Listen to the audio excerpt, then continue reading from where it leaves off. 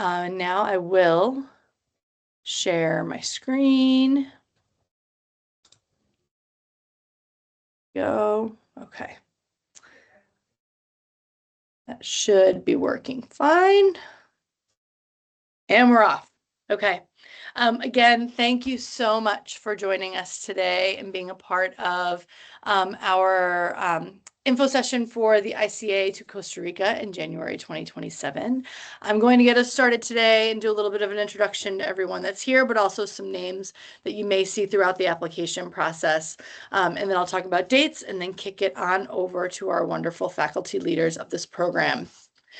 So an ICA is an opportunity for students to travel with Goucher staff and Goucher students abroad and participate in their study abroad experience and satisfy the study abroad requirement. You are taking a Goucher course abroad and participating in those experiences and opportunities together.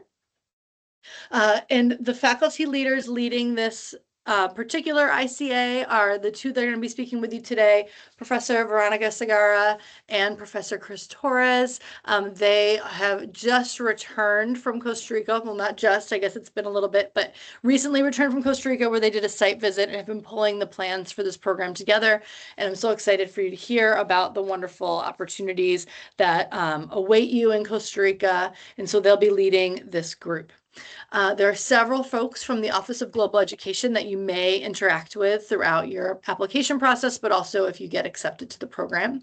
The first is Jenny Cano-Sachs. She is our Director for Education Abroad. She works with a variety of different parts of our program, of course, but primarily with our ICAs. She supports a lot of the health and safety pieces when it comes to actually getting ready to go abroad, and will co-present with me as we meet up with the group that's been accepted to talk to you about preparing to travel, insurance, and all that wonderful stuff. My name is Cindy Page Desi. I am one of the assistant directors here in Education Abroad, and I primarily work with advising our short-term study abroad programs. And so that means I work with students primarily looking to go on ICAs or any of our other Goucher-led initiatives. So I'm the person that you will work with throughout the application process. If you have any questions along the way, you'll be reaching out to me. Hemi Kim is our other assistant director who primarily works with semester abroad advising, but also does support a lot of our pre-departure work and is our best troubleshooter tech support with our application. So Hemi is someone a lot of folks know her already across campus, but you may interact with. And then finally, Andrea Vallone wears many hats in our office, primarily working with our international students, but also supports the scholarship process for our ICAs. And so you may interact with her at different times. Finally, to work with our ICAs, we do work with program providers. For this project in particular, we're working with CIEE, which is a great program provider in the field of study abroad. They are our partner who supports really all of the logistics while you're in country. So the spaces that you'll be utilizing, the tours you'll be going on, the experiences you'll be having, the accommodations, the in-country travel, the meals, they are our kind of group that pulls all of that together and helps make your experience wonderful. So Shanna is who we've been working with CIE. She's our program manager, and if you're accepted into this program, you may hear from them at some point in time, collecting some information, things like that. And so we just like to put that name out in the world. With that, I can click on my PowerPoint over here. There we go. I just want to kind of put the dates out there that you all should have seen as you've looked at our brochure and looked at our application. This program will be running from January 3rd, 2027, all the way through January 23rd, 2027. And I know that feels really far away, but our application process does take some time. And along with that, we do have a 1-credit pre-course that we'll be talking about shortly that will take place in the fall. And so it's important for us to help get this group together early so that everyone can be prepared and ready for a wonderful experience next winter. So there will be a group flight that leaves from campus on January 3rd. That flight will go directly into Costa Rica, somewhere from the Baltimore or DC region. You will leave together, and Goucher will support your transportation to and from the airport. You'll be in country from about January 3rd to the 22nd, doing this actual program, participating in the class experiences. And then finally leaving on January 23rd on a group flight, coming back to the Baltimore region and transportation back to campus. I say these dates could adjust slightly because we have not booked them yet. We will be booking them in the coming weeks. And so when we say it could change slightly, if a really good price point comes in that changes things by a day, we're obviously going to do what we can to keep the program costs as low as possible. And so we'll make those adjustments. But know that that is basically really the window of time that you'll be asked to travel. And by the time you get accepted to the program, those dates will be firm and final. So with that, I'm going to turn it over to Chris and Veronica to talk to you about this program. I'll be the clicker for a few minutes, and you'll hear from me again in a little bit. All right. Thank you so much, Cindy, for all your help in planning ahead and getting excited and the word out for the students about this ICA.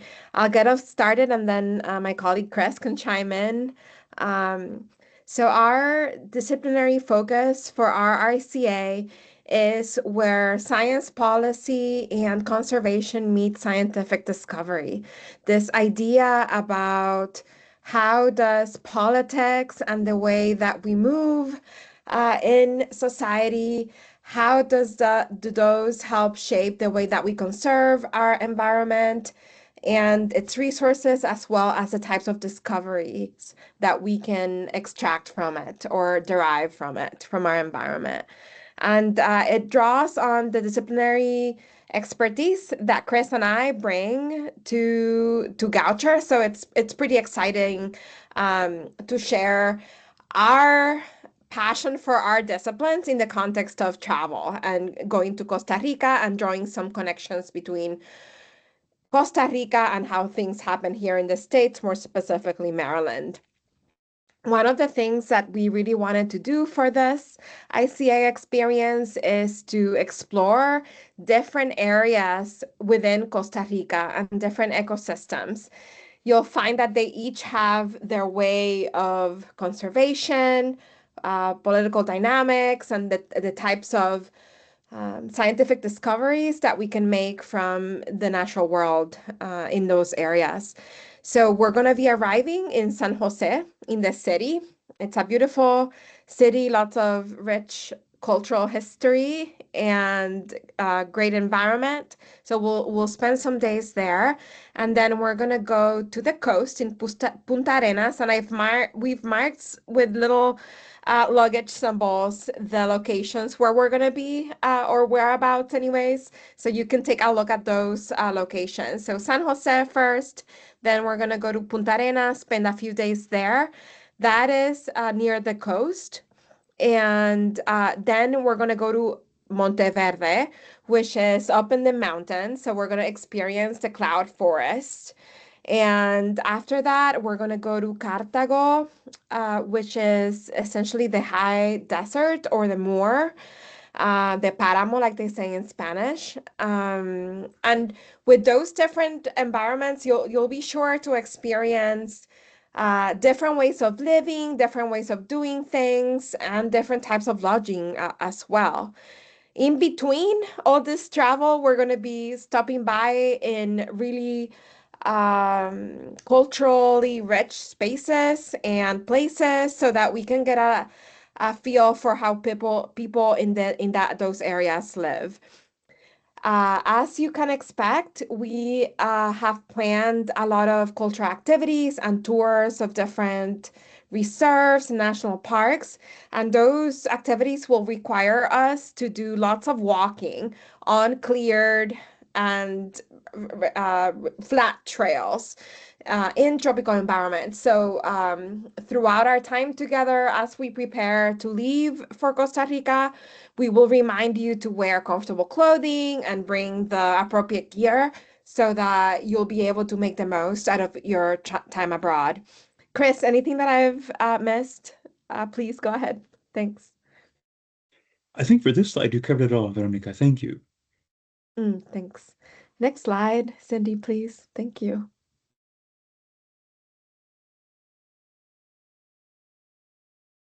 You want to get Yeah. us started on that one, Chris? Yeah, Thanks. yeah, sure, of course. So I know there's a lot of text on the slide, and you can read it for now or when you get the slide deck later.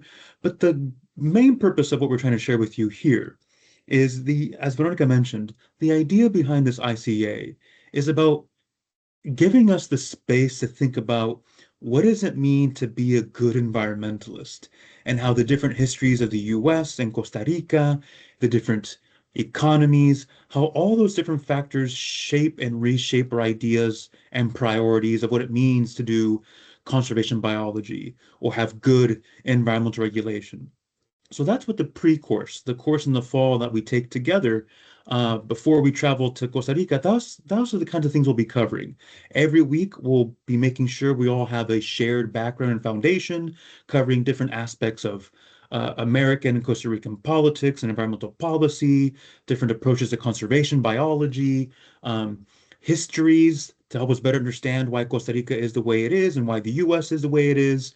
Because ultimately, what we will be asking students to do is compare and contrast why the exact same kind of goals of preserving landscapes and environments can look so different in two different countries. So if you look at the top couple of bullets, those are the kind of questions we'll be asking and exploring during the pre-trip or the pre-course time we have together. How is environmentalism in Costa Rica similar to and different from the US? And how does the history and economy in Costa Rica shape conservation efforts compared to the US? Things like that. Also, if you look at the very bottom of this slide, we do have bullet points showing you the kinds of assignments and things we'll be doing in our time together in the pre-travel course compared to things we'll be doing in country. And the main thing I want to highlight is this. Veronica and I chose a strategy of kind of practice kind of hard when we're here in Goucher in the pre-course together, so we can play easy when we're in country together. And so again, our 7 weeks in the fall, we'll all be talking about these things together in class. And over the course of our class time in the fall, everyone will get to pick something that they will be an expert in. If you're on the more sciencey side, you will choose to dive a bit deeper into conservation biology and like reserve management in Costa Rica. If you're a bit more social sciencey, look into like the history of the different groups of people who have had a say in shaping Costa Rican environmentalism, be it Western scientists, indigenous folks, things like that. So once we have all that done and ready here, by the time we make it to Costa Rica in January 2027, it's kind of just looking at how everything we studied in theory here in the US is applied when we're there. And all we'll be asking you to do while we're in country is reflect, observe, experience. As you'll see, some of these assignments are travel journals, photo journals, because when we're there, we want you to take in what's there and really see how everything we've talked about reflects in our everyday life in the 3 weeks or so that we'll be there. So those are the goals and expectations, so to say, of our time together before we're in Costa Rica and while we're in the country as well. Okay. Thank you both. Come on, there we go. Right. There's going to be lots of opportunities to experience culture through excursions and trips and talking to locals and building community. We're going to have tours of national parks and reserves. We're going to have the opportunity to talk to people who live in these places that we're going to be visiting to see how they experience their environment and their context and how they preserve and conserve their natural resources. You'll have lots of opportunities to practice your Spanish, even though it's not required. Carissa and I, we both speak Spanish, so to the extent that you feel comfortable and would like to, we can be like fully immersive in Spanish if you'd like. Not required though. Everyone who's going to be helping us navigate the different areas that we'll visit also knows English. So even though we encourage you to practice your Spanish if you'd like, not required. You'll have an opportunity if you wish to eat traditional Costa Rican food. Here on the slide, you can see probably two of our favorites that Chris and I experienced while we were abroad. I'm thinking about these items and I'm like, my mouth is watering a little bit. We have gallo pinto on top. This is a type of rice that it's often had during breakfast alongside eggs and coffee, delicious.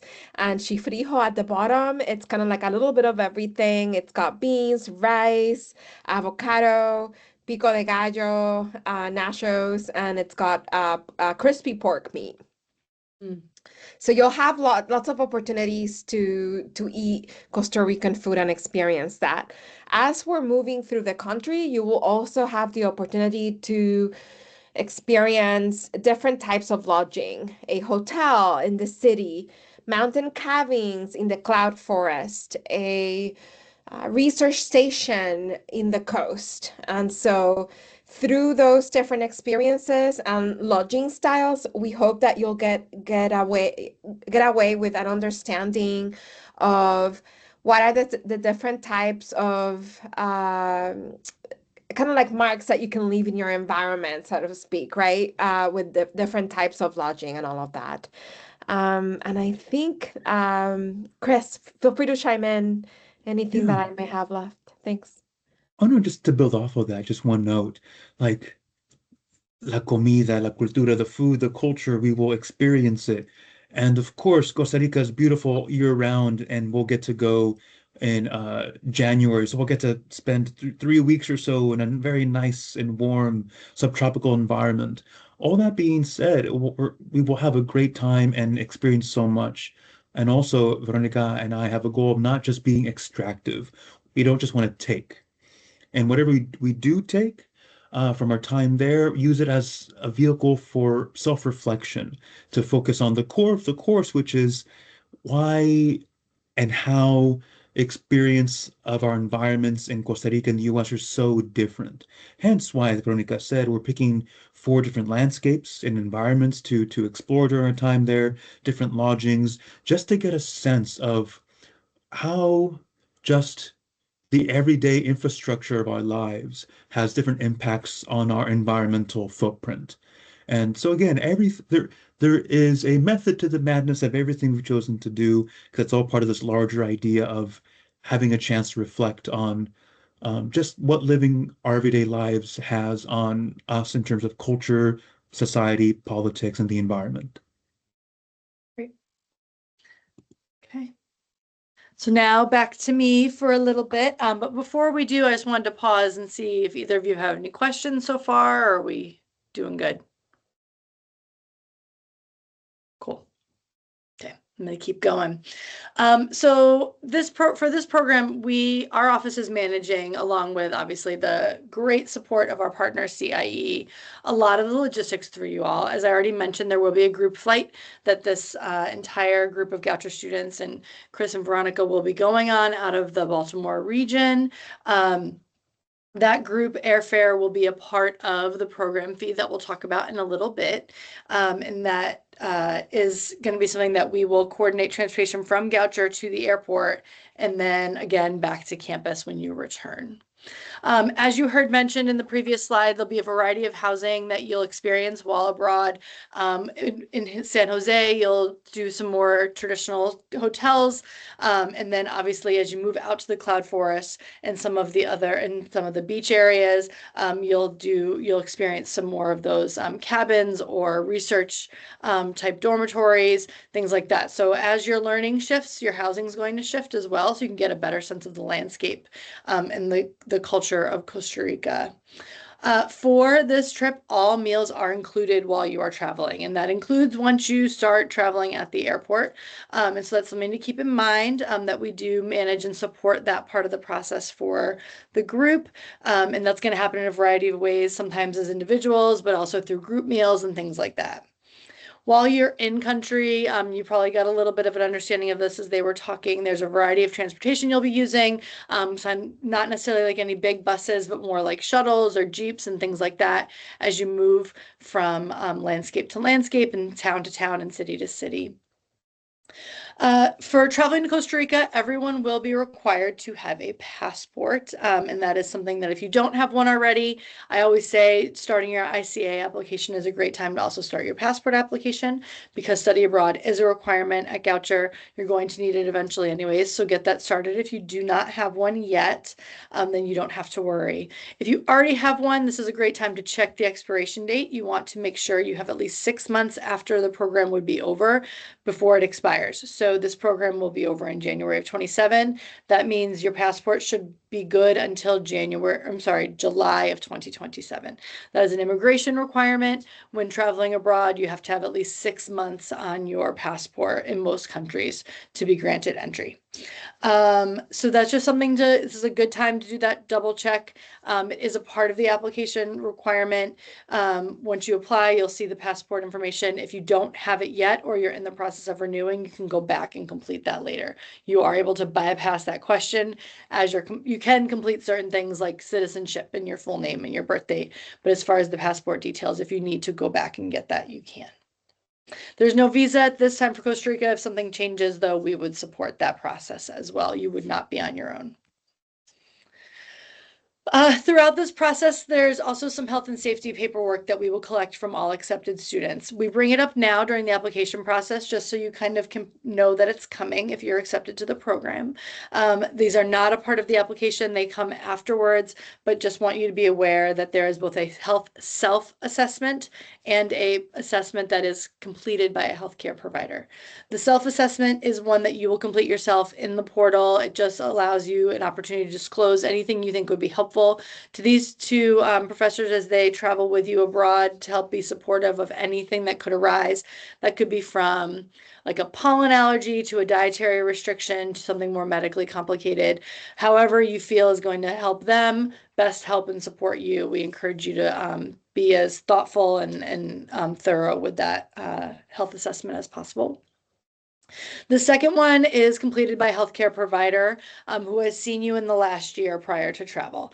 And so that could be your home physician, that could be the wellness center here on campus, that could be a patient first office, whatever best meets your needs, but it has to be someone who has seen you within the last year and can kind of go through your health form and fill out that you are kind of in good shape to travel. If you are taking any prescription medication that you intend on traveling with abroad, we will likely also ask for that physician to fill out a form of some kind, again, just to kind of get a better understanding of what that's about. There are sometimes in different countries some restrictions. We will help all students navigate this with proper documentation and all that stuff to make sure everyone who wants to travel or needs to travel with prescription medication is good to go. That will be part of an orientation later. We just like to talk about that a little bit now so folks can kind of think about it a little bit and just be aware it's on the horizon. We will have a pretty lengthy pre-departure orientation where we talk about all these details and field individual questions and just help everyone feel like we're really in good shape, ready to go abroad. As for many students, it's their first time abroad or their first time traveling with a group or going away for this long. So we will meet in that 7-week course in the fall. Jenny and I will come and we'll do a pre-departure orientation with you. We'll talk about a lot of things that I already mentioned, like health insurance abroad, prescription medication, but we'll also talk about the local law and culture that you'll be spending some time in and experiencing and appreciating and being a part of, and how that's going to feel for folks. 3-week ICAs, 3-week experiences, we often think of as kind of maybe that's going to be simpler. Folks feel like that's something that they're going to be able to step into relatively easily, but oftentimes there's still going to be that culture shock and that adjustment period and that piece that you have to go through. And so we're going to talk a little bit about that so we can all be ready. So the other piece I know everyone's always asking about is, of course, what's the cost of an ICA? This ICA in particular costs $7,500. There is a non-refundable $500 deposit that will be due on May 1st. So our goal is to notify students of their acceptance to the program no later than the first full week of April. So that week, I think it's like the 6th, something around there, that week starts up. That is our goal of when to send out notifications and to give folks about 3 weeks to make make an informed decision about whether or not the ICA is the right fit for them. The program balance is due in early December. That will be billed directly through Goucher and will show up on your Goucher bill. You'll get lots of reminders from our office leading up to that, and of course some information during your pre-course as well. We do ask that all students budget about $300 for personal expenses abroad. I'm going to just put a little asterisk on that and say that's a very personal number, right? So that's going to include things like souvenirs, snacks outside the regular meals that, oh, like I really want to have this bag of chocolate that I know Veronica has a stash of what she brought back from Costa Rica recently, things like that. And so we want to make sure that you are kind of prepared for whatever that might mean for you, and also prepared for any additional cell phone bill coverage that would arise abroad. We do require all students to travel with a phone that will work in an international way. And so that's going to be different for everybody, whether or not you choose to just activate your Verizon international plan, which is a bit more expensive, or go with a local SIM card. Just be prepared for that. We'll talk about those details as you get closer, just something to think about when you're thinking about the broader ICA experience.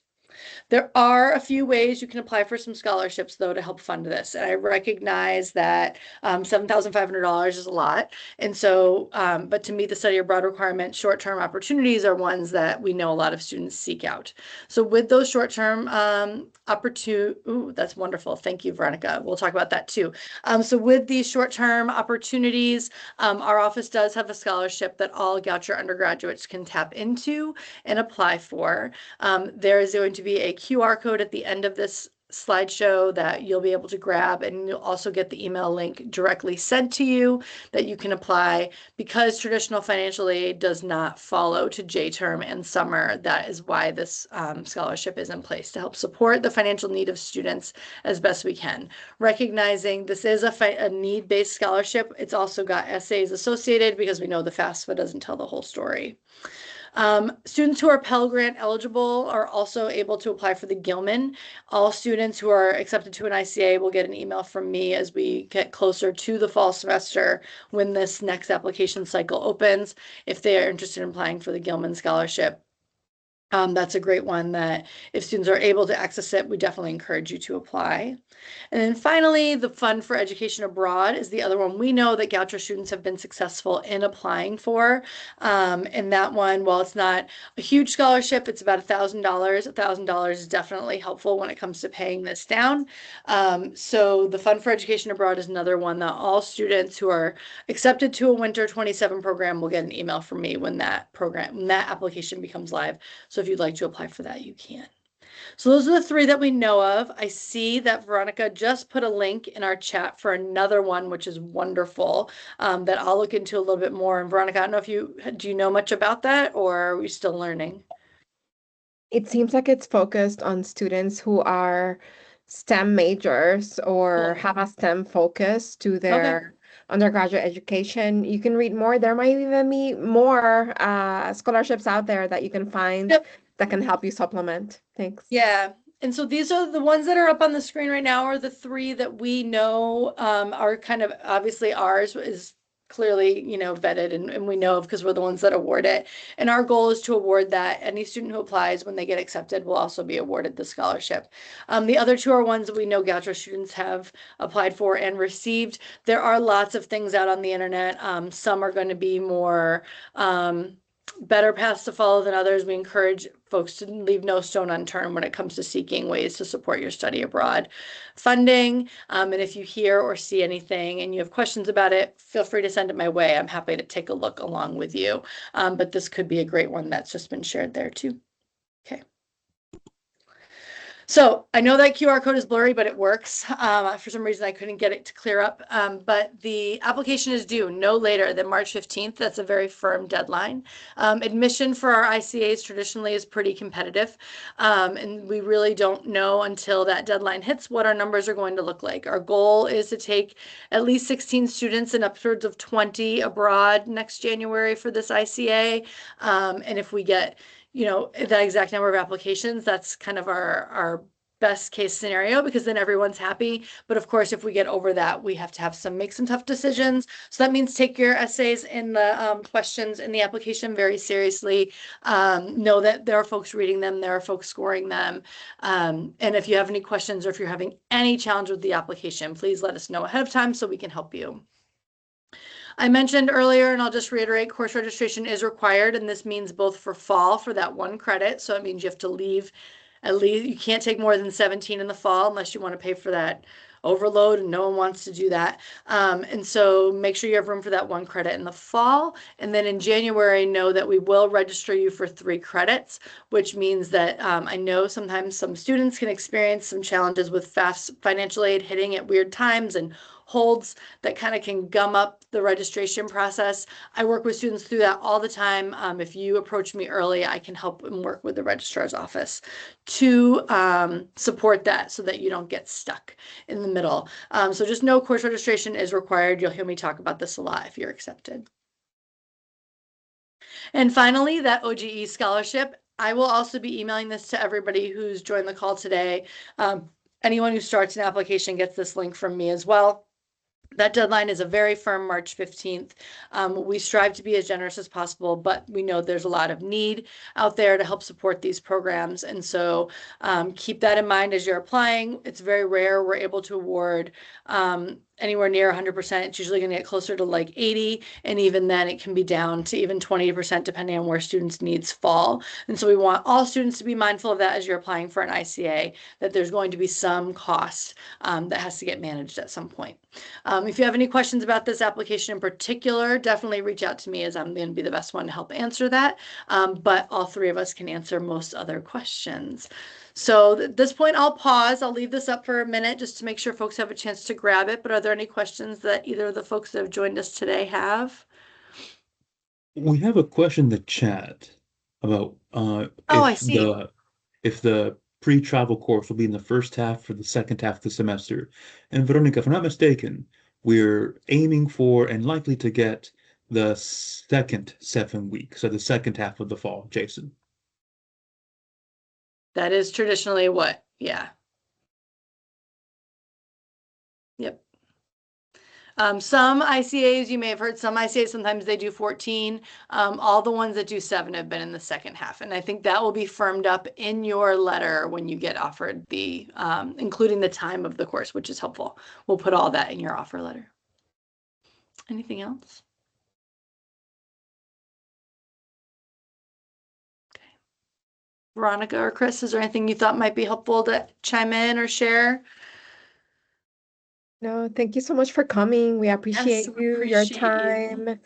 Feel free to let us know if additional questions come up. Maybe you're thinking about your application or how it might feel like when you're abroad in Costa Rica. If you come up with questions that you want answered, please do not hesitate to email us. We're happy to connect with you and meet with you and chat more. Thanks. Yeah. Great. I'm going to stop the recording.